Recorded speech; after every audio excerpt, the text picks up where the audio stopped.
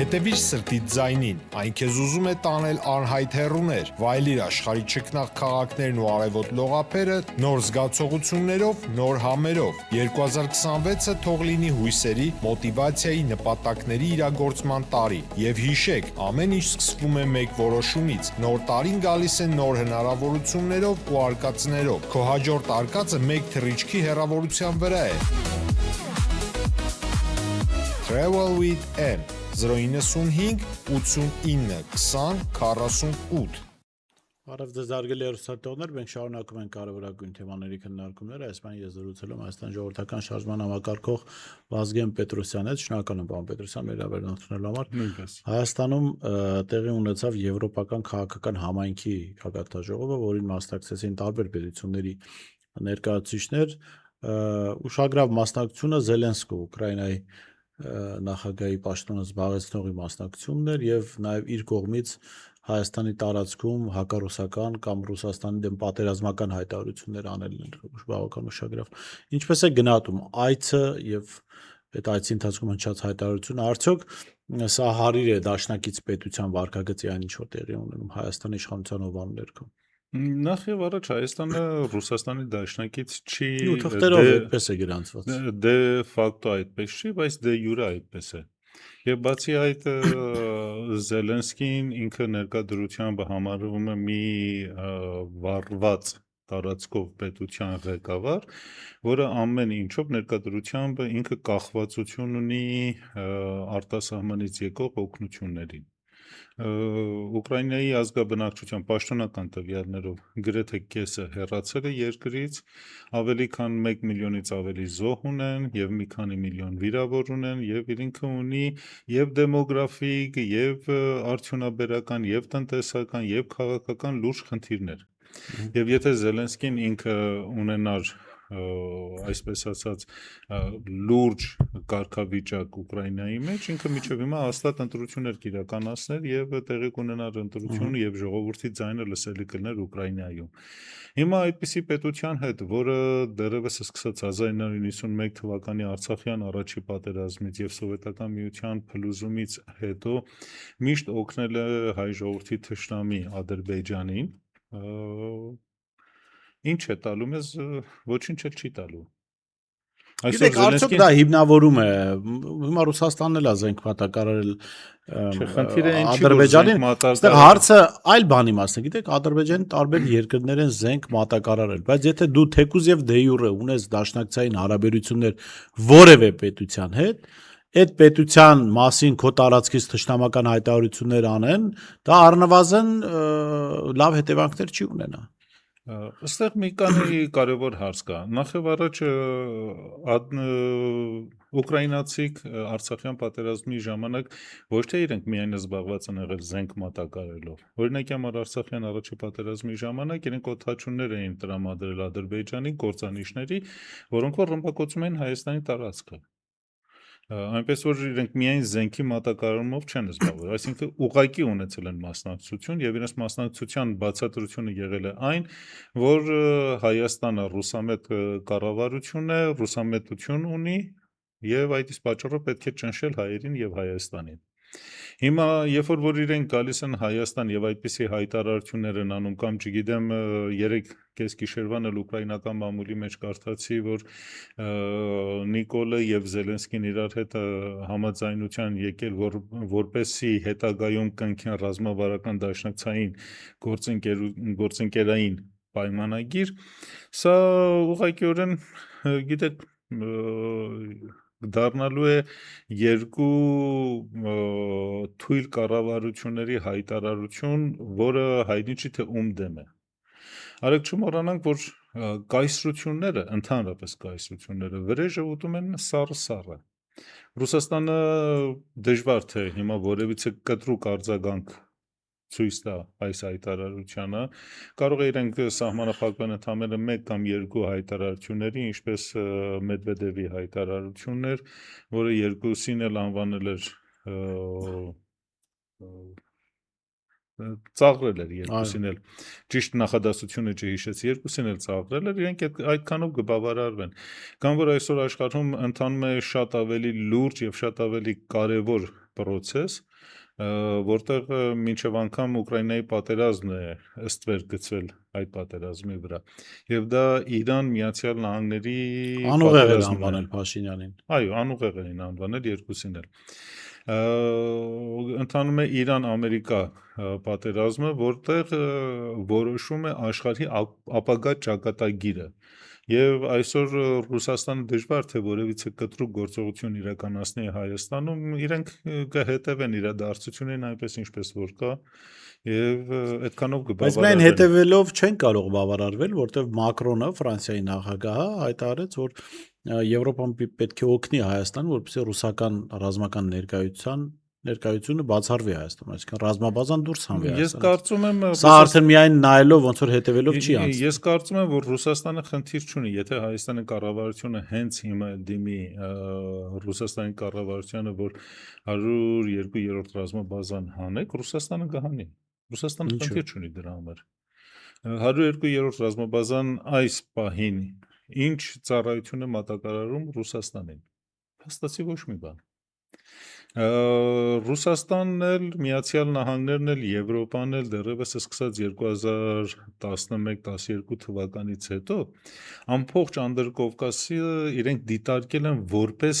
մի տարածաշրջան, միասնական են իրենք դիտարկել։ Եվ այդ իսկ պատճառով հիմա մի քանի հազար զորք ունենալ այդտեղ, եւ որոնք որ ֆունկցիոնալ գործողություն չեն իրականացնում Ռուսաստանի համար, ինքը կհանի։ Եղած կամ չեղածը նույնն է։ Այդ 102-րդ ռազմաբազայով ինչ է ուզում Ռուսաստանն անի Հայաստանում, ռազմական հեղաշրջում չի կարող անի։ Ռուսաստանը Հայաստանում արդյոք ունի ռուսամետ ուժ, բացարձակապես չունի։ Ինքը ունի մարդկանց, ովքեր որ մտածելակերպով ռուսամետ են։ Քաղաքական դաշտում այսօր Ռուսաստանը չունի որևիցե քաղաքական ուժ։ Բայց դա Ռուսաստանի մեղքն է։ Ես չեմ ուզում մեղադրեմ, որ Երբ դու փափուկ ուժի ավանդույթ չունես, մոտեցում չունես, դու երկարաժամկետ պլանավորում չես անում, դու երբ որ ներողություն էլի, ես ավարտեմ, պարոն Պետրոսյան, այստեղ ոնց որ ասելիք կար։ Դու երբ որ 2022 թվականին փողոցային գործընթաց է գնում իշխանությանը տապալելու, դու գնում ես այդ իշխանության այդ պայմանավորվածության եւ շատ լրջագույն հարված է հասցվում այն ընդդիմադիր ուժերին, որոնք առնվազն քեզ ճշնամաբար տրամադրված չէին, դու հասնում ես այսօրվան։ Այսինքն Ռուսաստանը որպես գործընկեր քաղաքական ուժերի հետ արդյոք եղել է գործընկեր այդ հարցը։ Ռուսաստանը միշտ ուզեցել է աշխատել օրվա իշխանության հետ, ով էլ ուզում է լինի։ Դա ոչ թե Ռուսաստանի մոտեցումն է, այլ աշխարհի բոլոր պետությունների մոտեցումն է։ Բոլոր։ Դե հա, Ամերիկան ոնց անում։ Հիմա Աշխատում է օրվա իշխանության հետ, բայց միևնույն ժամանակ ցանցա ձևավորում։ Կներեք, ըստեղ կա մեկ մեծ թյուրիմացություն։ 1970-ական թվականների սկզբին Սովետական Միության KGB-ի 4-րդ վարչության հակապրոպագանդային բաժնի բարձրաստիճան աշխատողներից մեկը Յուրի Բեզով անունով ինքը ապաստան գտավ Միացյալ Նահանգներում։ Յուրի Բեզովը հետագայում 1980-ական թվականների սկզբին մի քանի տարի Միացյալ Նահանգների ԿՀՎ-ում դասավանդում էր փափուկ ուժի կիրառումը, այն ինչը որ Սովետական Միությունը կիրառում էր արևմտյան պետություններին։ Սովետական Միությունը դա Ռուսաստանը չէ։ Մի վայրկյան կսպասեք։ Եվ այդ դասախոսությունները հիմա վիդեոյի տեսքով կան համացանցում եւ կարելի է դիտել։ Բեզովն էլ ինքը մահացել է եւ չկա։ Երբ որ այդ ամեն ինչը նայում եք ու տեսնում եք, թե Սովետական Միության KGB-ն ինչպես է աշխատել արևմտյան պետություններում, մի եզրակացության եք գալիս, որ Սովետական Միությունն է, այդ թվում նաեւ Ռուսաստանն էլ ունի իր փափուկ ուժը։ Պարզապես համաշխարհային մեդիան ում ձեռքում է գտնվում։ Արևմուտքի։ Ուստի գործիքակազմը, որը որ արևմուտքը ունի, մի քանի տասնյակ անգամ ավելի հզոր է, քան այն ինչը որ ունի Ռուսաստանը։ Եվ դրա համար պրոպագանդան, որ իրականացվում է արևմուտքի կողմից, դա շատ ավելի արագ է տեղ հասնում, քան այն ինչը որ ունի Ռուսաստանը։ Սա մի կարևոր հանգամանք է, որ պետք է ուշադրություն դարձնենք դրան։ Երկրորդը, Ռուսաստանը իր մոտեցումներով եւ ոչ միայն Ռուսաստանը, աշխարհի բոլոր պետությունները ռացիոնալ են։ Իրենք ասում են տվյալ իշխանության հետ ենք մենք գործ անում։ Երրորդ հերթին 2022 թվականին, երբ որ տեղի էր ունենում գործընթացներ Հայաստանում, 2022 թվականը նաև ռուս-ուկրաինական պատերազմի տարին էր։ Եվ Ռուսաստանը ինքը որևիցե ցանկություն չուներ մեր տարածաշրջանում որևիցե պատերազմ տեղի ունենար։ 2022 թվականի ռուս-ուկրաինական պատերազմը դեռևս պարզ էր, որ պիտի տեղի ունենա 2014 թվականից այս կողմ։ Եվ Ռուսաստանը շատ լուրջ դրան պատրաստվում էր։ Պարզապես Հայաստանի քաղաքական դաշտում գոյություն ունեցող կուսակցությունները եւ կուսակցությունների ղեկավարները, այդ թվում նախկին նախագահները, իրենք չեն սիրում միջազգային քաղաքական իրադարձություններին հետևեն։ Իրենք իրադարձություններին հետևում են այնպես, ինչպես որ իրենք սիրում են։ Օրինակի համար նույն 2021 թվականին նախընտրական ժամանակահատվածում, երբ որ տարբեր կուսակցությունների թվում երկու նախագահների ներկայացուցիչների հետ հանդիպում լինում էր եւ քննարկում ենք, ես հստակ ասում եմ, տղերք, ռուս-ուկրաինական պատերազմը սարերի հետևում չի։ Եվ երբ որ դուք նախընտրական ծրագիր եք առաջարկում, բաց մի խոսացեք Արցախում պատերազմի վերսկսելու մասին։ Դա լարելու է Ռուսաստանին ձեր դեմ։ Մի արեք այդպես։ Քաղաքականությունը այն չի, որ դու բացեի բաց հայտարարություններ։ Այո։ Դու պիտի գործողություն իրականացնես։ Գործողություն իրականացնելով դու պիտի ուշադրությունը քո գործողությունից չեղես։ Իսկ եթե դու ուղիղ խոսում ես տվյալ գործողության մասին, դա չի նշանակում, որ դու ռուսամետ ես։ Ճիշտ հակառակը, դա նշանակում է, որ դու արևմտամետ ես եւ արևմտյան ծրագիր ես իրականացնում եւ ոչ թե ռուսական։ Հիմա դե ժողովուրդը ինչ անի, Եվ արևմուտքի իր բոլոր գործիքակազմով, ամբողջ գործիքակազմով տեղեկատվական հարձակվել է հայ ժողովրդի վրա։ Մակրոնը ընդհանրապես այս ժողովրդին պապուասների տեղ դրեց, ըստ 8 տարի առաջ Հայաստան ոչ ոք չէր գալիս։ Գիտեք ինչ է, Եվրոպան միշտ է մեզ այդ վիճակի մեջ դրել։ Միշտ։ Հայաստանի անկախությունից հետո 35 տարվա ընթացքում ամեն մի նախագահ իր ձևով ստորացրել է մեր ժողովրդին։ Ամեն մեկը։ Ժամանակին, երբ որ Դաշնակցությունը գիտության կրթության նախարարին իրենք հայ ժողովրդի պատմությունը փոխեցին։ Դրանից առաջ Լևոնի ժամանակ ուրիշ կերպ փոխեցին։ Երբ որ ՀՀԿ-ն եկավ դարձավ գիտության կրթության նախարար, հայ ժողովրդի պատմությունը մեկ ուրիշ կերպ փոխեցին։ Նիկոլովը բացարձակապես դարձել է թուրքասեր։ Այսինքն մենք երբ որ խոսում ենք մեր նախկին իշխանությունների մասին, մեր նախկին իշխանությունների ղեկավարները իրենք ցույց են տվել ինչի են ընդունակ։ Իրենք ցույց են տվել, որ ոչ մի բանի ընդունակ չեն։ Ոչ մի բան։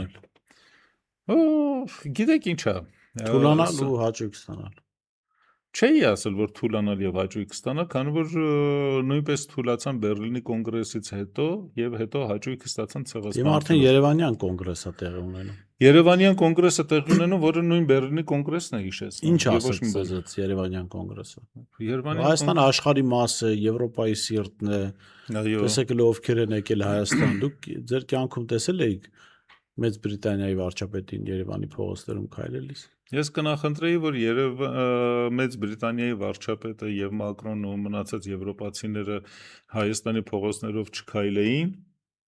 բայց Հայաստանի անվտանգությունը ապահովված լիներ։ Քանի որ անվտանգությունը շատ ավելի կարեւոր է, քան թե քայլեին ոնց էր ապահովելու։ Հիմա իրենք գիտեք, շատ եմ այս երկու օր այդ օրինակը օգտագործել, բայց նորից եմ օգտագործելու։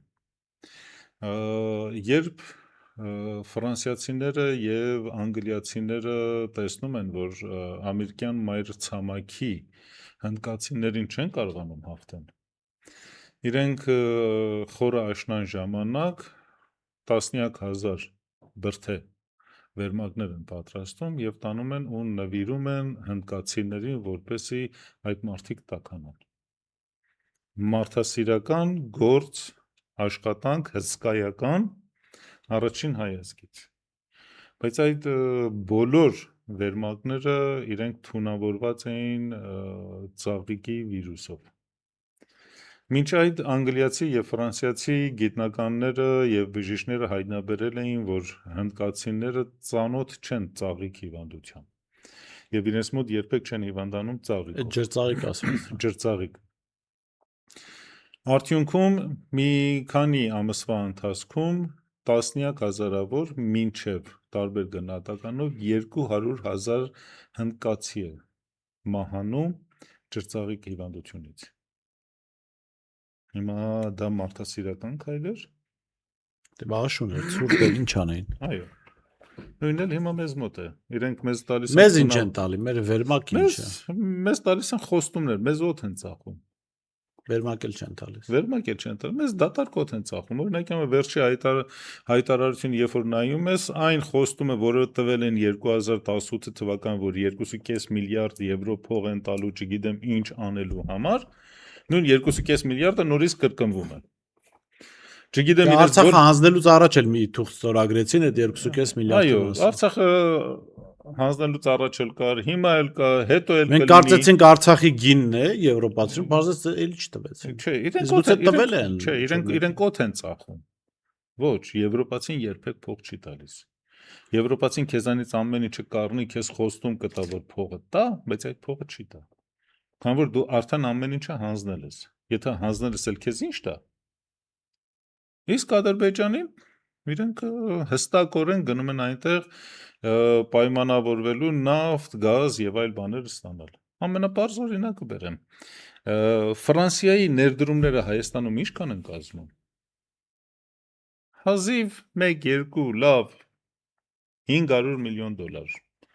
Չափից ավել մեծ թիվ եմ ասում։ Ադրբեջանում իրենց ներդրումը քանի միլիարդ դոլար է։ Թուրքիայում քանի միլիարդ է։ Ինչի մասին ենք խոսում։ Բայց մենք եվրոպացի ենք, չէ՞, իրանք հաստատ այդ կգնահատեն։ Միանշանակ կգնահատեն։ Տեսել եք, որ Մակրոնը թուրքերենով գրառում անի, հայերենով է, չէ՞, միշտ գրառումներ անում։ Պետք է շնորհակալ լինենք արհեստական բանականությանը, որ այդ հնարավորություն իրեն տվել է։ Բայց անկեղծ ասած ես ցանկություն չունեմ խոսելու մի մարդի մասին, որ դերսերական կողմնորոշում էլ չունի։ Եվ անիմաստ է դրանց մասին խոսելը։ Չունի կողմնորոշում, բայց ունի նախագահական լծակներ։ Հա, մեկ տարի հետո էլ արդեն դա ավարտվելու է եւ գնալու է տուն եւ հայտնի չի թե իրեն ով է փոխարինելու այնտեղ։ Եվ հետո իր խոստումները ինչ է լինելու, հոդես է ցնդելու։ Միանշանակ այո։ Խոստումներ տալը ամենահեշտ բանն է։ Ամենահեշտն է։ Թրամփն էլ 2 ամիս է պատերազմ է ընթանում Իրանի դեմ, ավելի քան 3000 անգամ հայտարարել է, որ հաղթել է։ Հաղթել է, բա ինչ ասի մարդ։ Այո։ Պարոն Պետրոսյան, Նիկոլ Փաշինյանը ժամանակին իր ընդդիմախոսների մասին խոսելիս ասում էր. նրանք դիվանագիտությունը շփոթել են կոշիկներ լիզելու հետ։ Հիմա արդյոք կոշիկ լիզել չէր էնել Ալիևի, երբ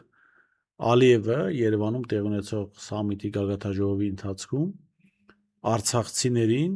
ռազմաքաղաքական ղեկավարությանը պայքարի մասնակիցներին անվանում է ահաբեկիչներ, հանցագործներ, Նիկոլ Փաշինյանն էլ վերջում շնորհակալություն է հայտնում այդ ելույթի համար։ Սա արդյոք կոշիկ լիզել չէ դիվանագիտության, չգիտեմ, միջազգային հարաբերությունների տեսանկյունից։ Գիտեք, դուք խոսում եք մի անձի մասին, որը ուղն ու ծուծով դավաճան է։ Այդ մարդը Հայաստանի վարչապետն է։ Կապ չունի ով է, բայց ինքը դավաճան է։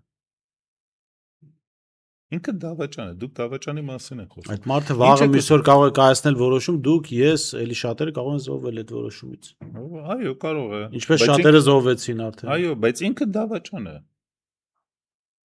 Ինքը դավաճան է, ինքը իր դավաճանության համար պատասխան է տալու եւ պատասխանատվության է ենթարկելու։ Դա ուղղակիորեն միայն ժամանակի հարց է։ Միայն ժամանակի հարց է։ Իսկ ինչ որ վերաբերվում է Ալիևի ելույթին 3 եւ իր հոխորտանքը, որը հնչեցրեց, ուղղակիորեն մի Եթե քաղաքական մեկնաբանենք քաղաքական տեսանկյունից ունի մի բացատրություն, որ Ալիևը ուզում էր ասել, որ ինքը լավ պինդ պոպոկ տղա է եւ եթե Նիկոլը չլինի, լավ չի լինելու։ Բայց ինչ է նշանակում այդ լավ չլինելը։ Իմ կարծիքով ոչ մի բան էլ չի նշանակում։ Ինչու։ Նիկոլը չլինի պատերազմ սկսել։ Պատերազմը Դա համարյա նույնն է ինչ իշխանություն խլես Ալիևից։ Պատերազմը սկսելու համար շատ նախադրյալներ են պետք։ Այդ նախադրյալները այսօր գոյություն չունի ոչ Թուրքիայում, ոչ էլ Ադրբեջանում։ Գոյություն չունեն։ Եվ դրանք մնում են հոխորտանքների սահմաններում եւ ժողովուրդներին վախացնելու սահմաններում։ Եվ իրականությունը այլ է, հոխորտանքները այլ են։ Այնպես որ այդ հոխորտանքները թող մնա Նիկոլի եւ իր մեջ եւ իրենք իրար հետ այդ հարցերը գլուծեն։ Բայց եթե Նիկոլը եւ Ալիևը մտավախություն չունենային, որ հունիսի 7-ի ընտրություններից հետո Նիկոլը նորից իշխանության գլուխ կլիներ, իրենք այսպիսի միջոցառումներ չէին իրականացնի։ Վերջիվերջո ամենաբարձր մակարդակով արևմուտքը այսօր հովանավորում է Նիկոլին։ Վենսի այցը Հայաստան եւ ուղիղ հայտարարում է, որ եթե Նիկոլը չլինի, արևմտյան ծրագրերը չեն իրականանա։ Ճակերտավոր եվրոպական համայնքը եկավ Հայաստան եւ 2 օրվա ընթացքում 3 եւ այսօր անընդհատ խոսում են Նիկոլի մասին եւ փորձում են ցույց տալ, որ Նիկոլը իրենց սրտի վարչապետն է։ Դրանք բոլորը Հայաստանի ներքին քաղաքական դաշտի մեջ ուղղակի միջամտությունը, որը իրականացվել է։ Եվ իրականացվում է արդեն 35 տարի երկրի բարձրագույն ղեկավարության գիտակցությամբ։ Ինչ է սպասվում վերջին հարց։ Որտեղ։ Մեզ Հայաստանում է հետաքրքիր ինչ է սպասվում։ Հայաստանում ես կարծում եմ, որ շատ բան չի սպասվում։ Տեղի ունենալու ընտրություններ, իշխանափոխությունը, եթե Նիկոլը մի քիչ խելք ունենա, համաձայնության կգա միասնական ընդդիմության հետ, որպեսզի իր անվտանգ հեռանալը ապահովի եւ հեռանա։ Եթե ինքը փորձի զորբայություն իրականացնել եւ զորբայություն անելով պահել իր իշխանությունը, որը շատ կարճ ժամանակ հետո իրավիճակը շատ դաժան է լինելու եւ իր հետ հաշվահարդարը կարող է ավելի դաժան լինի, քան այն ինչը որ տեղի ունեցավ Ճաուշեսկուի հետ։ Այնպես որ կարծում եմ Նիկոլի տերերը արևմուտքը ներկա դրությամբ հստակ պատկերացնելով Հայաստանի քաղաքական, հասարակական եւ սոցիալական իրավիճակը ելքերը փորձում գտնել Նիկոլի անվտանգ ապահովումը եւ գունավոր հեղափոխության, այսպես ասած, հաջող ավարտը ապահովելու։ Եվ էլ ուրիշ ոչ մի բան։ Փորձում են հանել Փաշտեն Հայաստանից։ Կարծում դա իրենց համար ամենալավ տարբերակն է։ Շատ լավ, շնորհակալ եմ պարոն Պետրոսյան հետաքրքիր զրույցի համար։ Ես շնորհում զրույցումը Վազգեն Պետրոսյան հետ, Հայաստան ժողովրդական շարժման համակարգող, ցտեսություն կհանդիպենք։